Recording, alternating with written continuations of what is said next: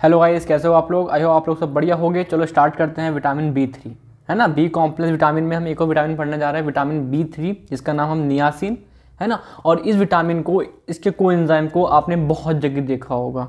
नाम बताऊं? NADH नाम सुना है, बहुत जगह देखा होगा। अगर आपने बायोकेमिस्ट्री का कोई भी चैप्टर पढ़ा हो, मेटाबॉलिज्म कहीं का पढ़ा हो, कार्बोहाइड्रेट का पढ़ा हो, प्रोटीन का पढ़ा हो, फैट का पढ़ा हो, ये विटामिन हर जगह आता है।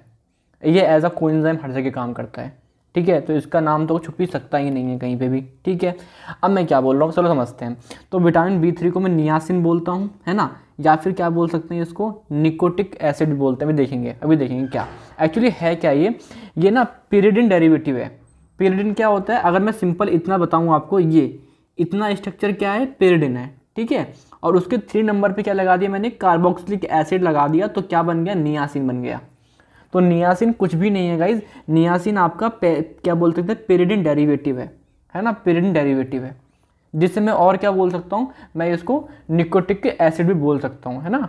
चलो ठीक है।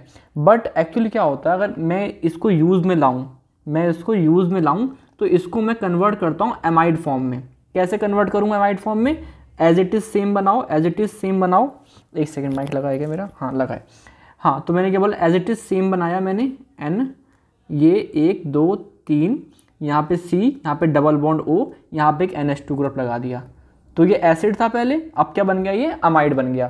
तो निकोटिन अमाइड, पहले क्या था, निकोटिन एसिड था वो, ठीक है, निकोटिक एसिड था, अब क्या बन गया, अमाइड। तो ये इसको हम यूज़ करेंगे जब मैं बोलूँगा ना NADH में N4 क्या है, तो वो नियासिन है, ठीक है, बट नियासिन को किस में कन्वर्ट कर दिया गया, उसके एमाइड फॉर्म में। नियासिन का वैसे मतलब क्या होता है, उसकी कार्बोक्सिलिक फॉर्म। ठीक है, चलो ठीक है। ये आपका ना एक्चुअली ट्रू विटामिन नहीं है, क्योंकि हमारी बॉडी के अंदर हमने देखा था ट्रिप्टोफान के मेटाबॉलिज्म में कि हम ट्रिप्टोफान से नियासिन बना सकते हैं। डी नोवो सिंथेसिस अपने आप हमारी बॉडी में हो रहा है ये। ठीक है, 60 मिलीग्राम से हम 1 मिलीग्राम नियासिन बना सकते हैं। ठीक है, ये वाला आप लेक्चर जरूर देखना। ठीक है, आपको याद आ रहा होगा हल्का कि हाँ, ट्रिप्टोफान एक अमीनो एसिड से हम विटामिन बना सकते हैं। ठीक है, तो एंडोजिनसली हमारी बॉडी में बनता है, इसलिए विटामिन ट्रू विटामिन में नहीं आ रहा है। ठीक है, अब इसकी एक्टिव फॉर्म पे आते हैं, जो हम बहुत सुनते हैं, है ना, और बहुत हमारे यूज टू में आती, बहुत हमने सुना है। तो इसकी 2 एक्टिव फॉर्म है, पहले हम समझते हैं, देखो क्या है, कैसे स्ट्रक्चर है, नाम हम लिख लेंगे अपने आप। ठीक है, देखो अगर मैं बोलूँ आपसे नियासिन क्या है, आप बोलोगे नियासिन एक pyridine डेरिवेटिव है। pyridine डेरिवेटिव कैसे, लो मैंने बना दिया, pyridine बना दिया मैंने, ठीक है, ये बना दिया। और डेरिवेटिव क्यों, क्योंकि 3 नंबर पे मैंने क्या लगा दिया, COOH लगा दिया। ठीक है, ये लगा दिया, तो ये क्या है, मेरा नियासिन है। ये क्या है, नियासिन। अब इसको मैंने कन्वर्ट किया पहले किस में, एक अमाइड फॉर्म में, यानी कि यहाँ से इसको हटाया, OH को हटाया, NH2 लगाया। तो ये जो दिख रहा है आपको, सिर्फ इतना स्ट्रक्चर देखो, अगर मैं ये करूँ ऐसे, ये स्ट्रक्चर, अब ये क्या है, ये आपका निकोटिन अमाइड है। ठीक है, समझ में हमको आ रहा है। ठीक है, अब क्या करा मैंने, यहाँ पे एक राइबोस शुगर लगा दी, और राइबोस शुगर के बाद मैंने एक पायरोफॉस्फेट लगा दिए, 2 पायरोफॉस्फेट कैसे, POP बॉन्ड है ना, तो पायरोफॉस्फेट, 2 फॉस्फेट लग गए। ठीक है, और फिर से क्या लगा दी, राइबोस शुगर, और लास्ट में एडेनिन। तो इस पूरे का नाम क्या हो गया, निकोटिन अमाइड। क्यों, क्योंकि ये आ रहा है निकोटिन अमाइड, है ना, NH2 अमाइड, एडेनिन। ठीक है, एडेनिन, और 2 क्या है, न्यूक्लियोटाइड बन रहे हैं। ठीक है, तो NAD, ठीक है, NAD+। समझ में हमको आ रहा है क्या, nicotine adenine, nicotine amide, adenine dinucleotide. ठीक है, अब एक आता है आपका NADP पॉजिटिव। तो ये P का मतलब क्या है, P का मतलब ये है, जो ये राइबोज दिख रही है आपको, ये राइबोज, इसका जो ये वाला OH है, यहाँ पे क्या होगा, ऐसा समझो, यहाँ से, है ना, यहाँ पे क्या होगा, यहाँ पे आपका H हटेगा और एक फॉस्फेट और लग गया, ऐसा है ना, एक फॉस्फेट और लग गया, PO4 नेगेटिव फॉर्म। ठीक है, देखेंगे एक और लग गया, तो एक्चुअली हुआ क्या, यहाँ पे एक फॉस्फेट और आ गया, तो अपने क्या बोला, ये NADP+ हो गया। ये दोनों में कुछ भी डिफरेंस नहीं है, एक फॉस्फेट का डिफरेंस है बस। ठीक है, तो ये आपकी क्या है, एक्टिव फॉर्म है। नियासिन इस तरीके से काम करेगा, एज अ कोएंजाइम काम करेगा। ठीक है, तो एक बार फिर से देख लो यार, बहुत चीज़ें आसान हैं। ठीक है, बट आपको समझना है आराम से। ठीक है, अब मैंने क्या बोला, यही था, मैं क्या कर सकता हूँ, है ना। चलो आगे बढ़ते हैं। अब इसकी हमने देखे यार, NADH से हम डाई ATP, याद है FADH2 तो कितना है ना, चलो कमेंट बताना है, ठीक है। तो NADH से हम 2.5 ATP बना लेते हैं, हमने इलेक्ट्रॉन ट्रांसपोर्ट चेन में देखा था। NADH या फिर NADPH से हम डाई ATP बना लेते हैं, ठीक है। अब इनके फंक्शन क्या है ना यार, जितने भी आपके डिहाइड्रोजिनेज एंजाइम हैं क्या होते हैं डिहाइड्रोजिनेज, कि एक का हो रहा ऑक्सीडेशन और एक का हो रहा रिडक्शन। अगर आप सिंपल सा सोचो एक्चुअली करते हैं क्या है आपके NADH, है ना। देखो मैंने बोला एक कंपाउंड है मेरे पास, मान लो X, इसमें H लगा हुआ है और इसको मैंने X इसमें से H हटा दिया, तो मुझे बताओ H इसका क्या हुआ, इसका क्या हुआ। आप बोलोगे हाइड्रोजन हट गया यानी कि ऑक्सीडेशन हो गया। तो ये हाइड्रोजन लेगा कौन, तुम्हारा NAD आएगा और ये हाइड्रोजन ले लेगा NAD, और ये वाला हाइड्रोजन क्या हुआ, हाइड्रोजन यहाँ पर आ गया, तो खुद ने क्या कर लिया अपना रिडक्शन।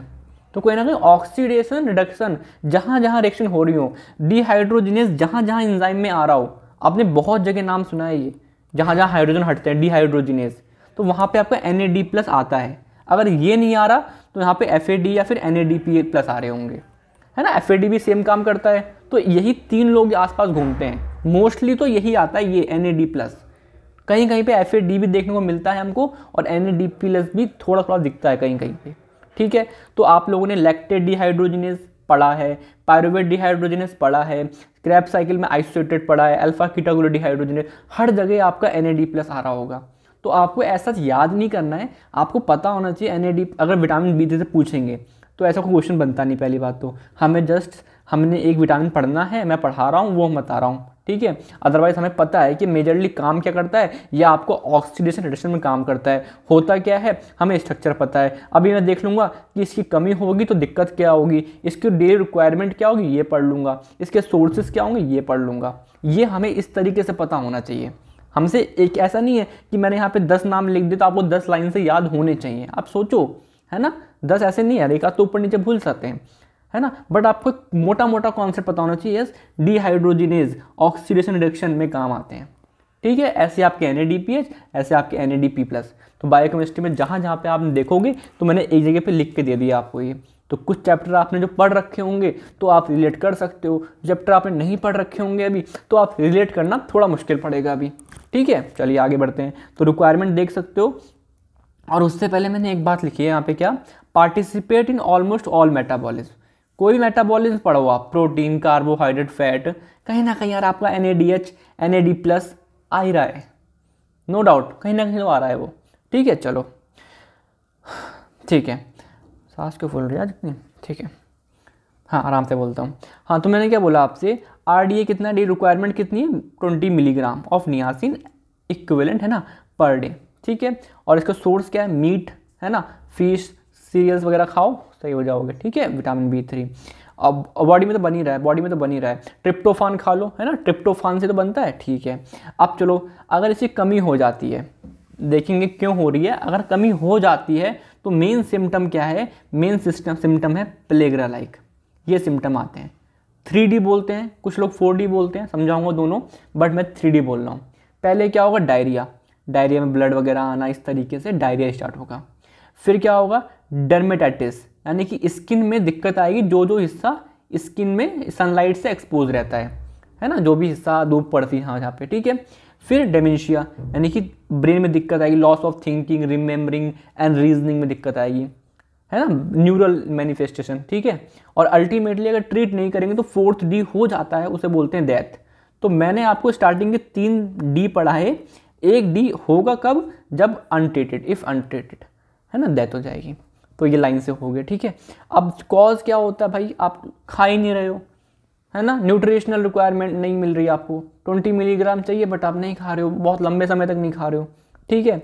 और क्या हुआ, मैं क्या बोल रहा हूँ मेरी बात समझना, ये ट्रिप्टोफान से नियासिन बनने में एक बहुत बड़ा विटामिन आता है, बोलते हैं B6, B2 भी आता है ना, और आपका आयरन भी आता है, चलो ठीक है, B2 B6 आ रहे हैं। तो एक्चुअली क्या हुआ, अगर B2 B6 में कोई भी दिक्कत हुई, डिफिशियंसी हुई विटामिन B2 में, विटामिन B6 में, तो अल्टीमेटली आप बताओ क्या ये कन्वर्जन हो पाएगा, आप बोलोगे नहीं हो पाएगा। तो नियासिन बन पाएगा, नहीं। तो अल्टीमेटली नियासिन में अगर ये वाले भी दिक्कत आ रही है तो भी प्लेग्रा लाइक सिम्टम्स आना शुरू हो सकते हैं। B6 में पक्का है, ठीक है। एक हमने पढ़ा था ट्रिप्टोफान के अंदर हार्ट नर्व डिसीज, इसके अंदर ट्रिप्टोफान का एब्जॉर्प्शन नहीं हो पाता है। अब बॉडी के अंदर ट्रिप्टोफान नहीं है तो मुझे फिर बताओ क्या कन्वर्जन हो पाएगा? आप बोलोगे नहीं हो पाएगा। तो नियासिन बन पाएगा? आप बोलोगे नहीं बन पाएगा। तो अगेन दिक्कत आ सकती है। या फिर कैरेसनॉइड सिंड्रोम, है ना, इसमें क्या होता है, इसमें आपका कहीं ना कहीं क्या बोल सकते हैं कि सीरोटोनिन ज़्यादा बनने लगता है ना। तो ट्रिप्टोफान दो काम कर रहा है, मान लो ट्रिप्टोफान कर रहा है कि मुझे बनाना है नियासिन भी, मुझे बनाना है सीरोटोनिन भी। बट अब सीरोटोनिन के सेल्स में क्या हो, कैंसर हो गया, तो ये वाले सेल्स सीरोटोनिन बहुत बना रहे हैं। तो इसका मतलब बहुत सारा ट्रिप्टोफान, 60% के आसपास ट्रिप्टोफान कहाँ मूव कर रहा है सीरोटोनिन बनाने में। तो नियासिन कम बन पाएगा, तो दिक्कत हो सकती है। या फिर किसी की जो मेन फूड है, जो वो खाना खा रहा है, उसका मेन हिस्सा मेज़ है ना, मक्का वगैरह, तो वहाँ पर जो ट्रिप्टोफान होता है वो बाउंडेड फॉर्म में प्रेजेंट होता है, वो हमारी बॉडी यूटिलाइज नहीं कर पाती उसको, ठीक है। या फिर जावरा, ठीक है ना, तो उसमें हाई ल्यूसिन की वजह से एक एंजाइम होता है QPRTase, है ना, ये आप पढ़ोगे यार, ट्रिप्टोफान जरूर पढ़ना, मैंने इसलिए पहले वो पढ़ा है, इसलिए विटामिन B3 बाद में पढ़ा रहा हूँ, कोई सेंस होगा ना इसका, ठीक है। तो QPRTase को इनिबिट करेगा, जो कि ट्रिप्टोफान को अगेन नियासिन में कन्वर्ट होने नहीं देगा, NAD में कन्वर्ट नहीं होने देगा। तो ये कुछ रीज़न थे, इनमें से कुछ रीज़न होते हैं, मोस्टली यही होता है ना, रिक्वायरमेंट कम है, इस तरीके से इनटेक कम है ना, तो ये हो गया, है ना। तो आपको ये कुछ कॉज थे कि दिक्कत क्यों हो रही है। बट इसको हम एज अ ड्रग भी इस्तेमाल करते हैं, कब, अगर इसको हम हाई डोज में लें, हाई डोज में लें, ठीक है। किसको, विटामिन B3 को, एक सेकेंड क्या हो रहा है पेन को, विटामिन B3 को, ठीक है। ये क्या करता है आपको, ये आपके लिपोलाइसिस, है ना, को इनिबिट करता है एक तरीके से, मतलब लिपिड को तोड़ना में रोकता है, ठीक है। तो कहीं ना कहीं जो बैड कोलेस्ट्रॉल होता है, बैड लिपिड होता है, पढ़ाऊंगा, लिपिड मैंने नहीं पढ़ाया तो इतनी ज़्यादा बातें मैं नहीं कर पा रहा हूँ अभी, ठीक है। बट आप समझोगे कि LDL जो होता है थोड़ा ख़राब माना जाता है, हाई डेंसिटी लिपिड थोड़ा अच्छा गुड कोलेस्ट्रॉल माना जाता है, ठीक है। तो इसको बढ़ाता है, इसको कम करता है, कहीं ना कहीं एज अ ड्रग हेल्प कर रहा है, ठीक है। जिसकी बॉडी में लिपिड बढ़ रहा है, हाइपरलिपिडीमिया है ना। अभी हम देखेंगे हाइपरलिपिडीमिया टाइप भी होते हैं, टाइप 1 टाइप 2, ठीक है। हाइपरलिपिडीमिया है तो उसमें हम एज अ ड्रग भी यूज़ कर सकते हैं किसको, विटामिन B3 को, ठीक है। चलो, तो वो कोलेस्ट्रॉल को, वो लिपिड को कम कर देगी, ठीक है, बुरे वाले लिपिड को, ठीक है।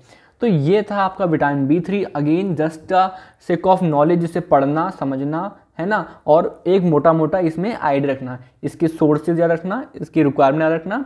बाकी कोई आपसे क्वेश्चन नहीं पूछेगा एग्जाम में, बट मुझसे वाइवा में पूछा गया था कि विटामिन B3 का नाम क्या है, मैंने बोला नियासिन, उन्होंने बोला कि ये कम होगा तब क्या होगा, मैंने बोला प्लेगरा लाइक, और मैंने बताया फिर उनको diarrhoea, dermatitis and dementia, and then उन्होंने बोला बहुत बढ़िया, ठीक है ना, मतलब मैंने सही बताया, नंबर मुझे वहाँ मिल गए थे, ठीक है, वहाँ पे, ठीक है। तो अगेन ठीक है, तो हमने विटामिन B3 पढ़ा, ठीक है, टाइम भी हो गया काफ़ी इसमें, है ना। चलिए थैंक यू गाइस, है ना, पढ़ाई करते रहो, चलो थैंक यू, बाय।